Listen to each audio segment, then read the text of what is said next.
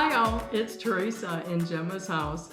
Well, recently I finished sewing a patchwork quilt together in 2 weeks.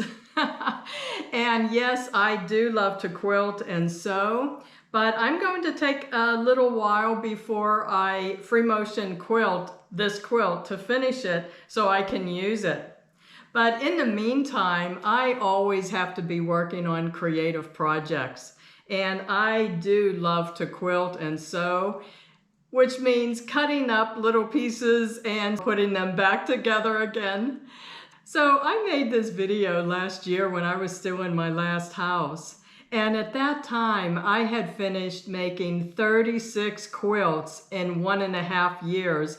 And of course, I was obsessed. And I free motion quilted a lot of those quilts too.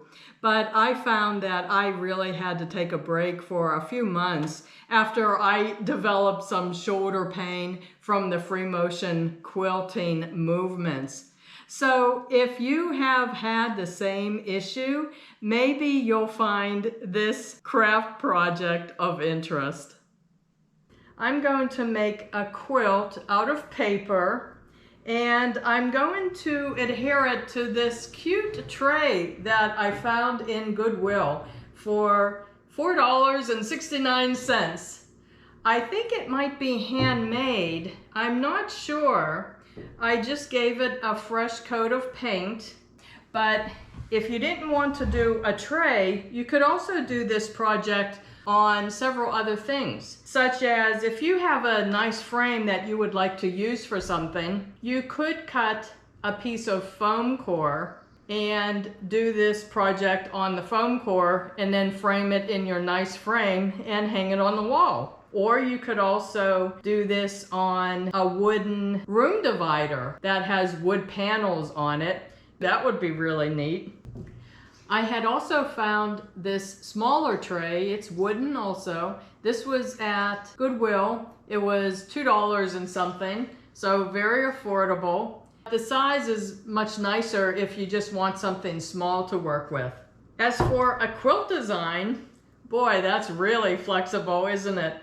You could use the picture of a quilt pattern that you love and just cut your pieces of paper to match that design. Or you can just make one up on your own, which is what I'm going to do, and that's what I do for all of my quilts. I never use a quilt pattern. Okay, so what I bought at Michael's craft store are these pads of paper. There are 48 sheets. I had a 20% off coupon and it was $8. And if you flip through it, there are some really cute designs in here. The second one, there are some really cute designs in here too.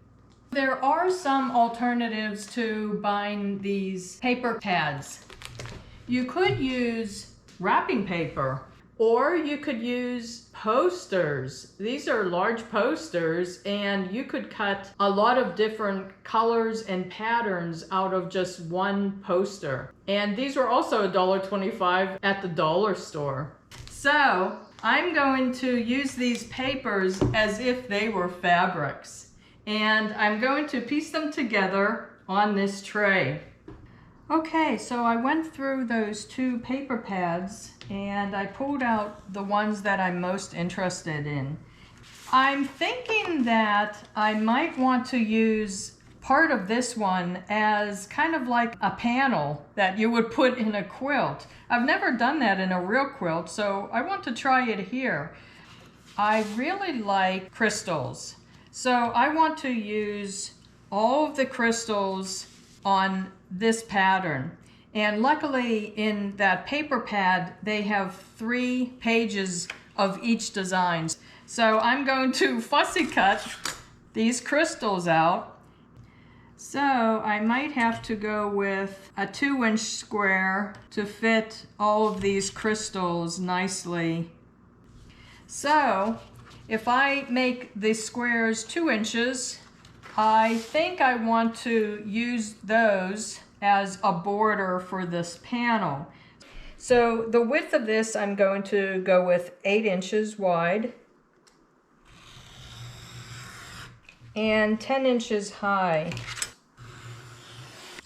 And I'm going to keep all of these scraps, of course, because I can use them for borders and things like that. And I think I'm going to go with this placement. I'm going to use this glue that I got at the dollar store for $1.25. I got 2 bottles. And just using a foam brush to smear it around.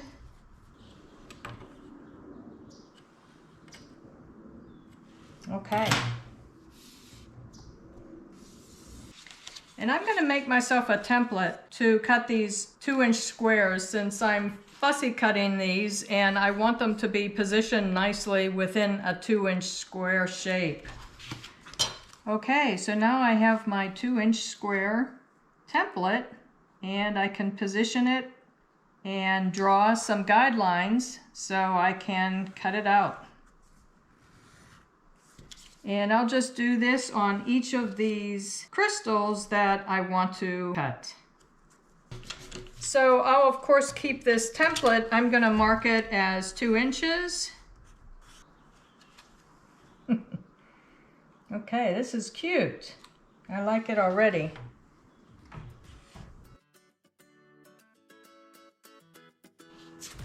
Okay, I think I am going to use this one.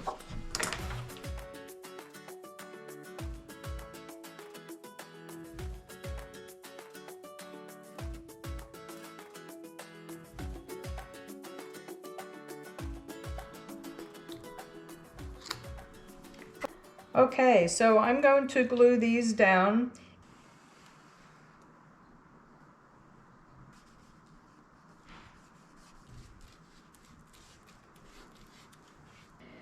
Okay, so off camera, I did some more on this to make it look more like a quilt. I might add some contrasting, oh my gosh, I might add some contrasting color in between these blocks. I'm not sure. I'll play with it as I go. I make this up as I go.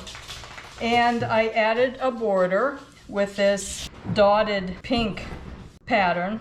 And I cut 1-inch squares out of different colors here because I'm going to add them as like a patchwork down here.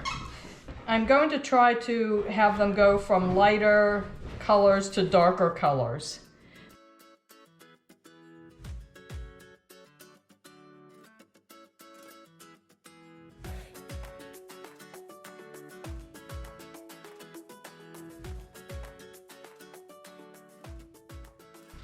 Okay, so this is going pretty quickly. I just pick up a few of these squares and place it up above the position where I took them from. I lift them up with the X-Acto blade because they are so small. I squirt some glue, not too much. Put them back in the same place. Just pressing them down for a few seconds. Make sure they stay.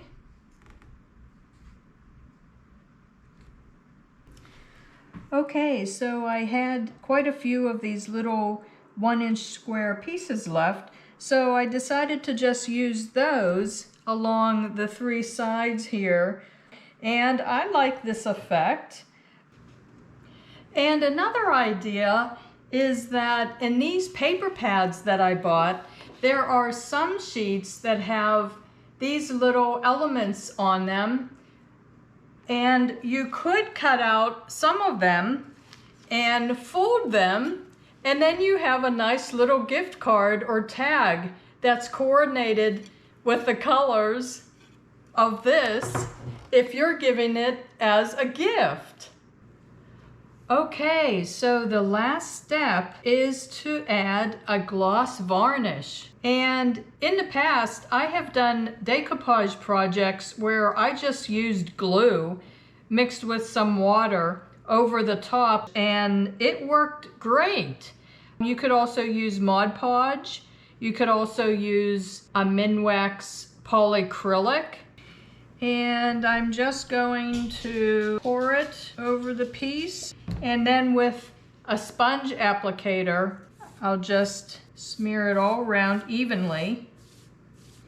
I'm also going to add it to the sides that I had painted earlier. Okay, that looks good. Let that dry. So I hope you found that video interesting and that it gave you some ideas for your own creative projects.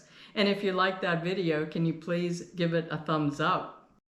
And also, can I ask you to look on my main Gemma's House channel page, because you might find some other videos there that you're interested in watching as well. And thank you to my subscribers and my new subscribers recently too. Thanks so much for watching and subscribing. I really do appreciate the viewer support. So thanks again for watching. Bye-bye.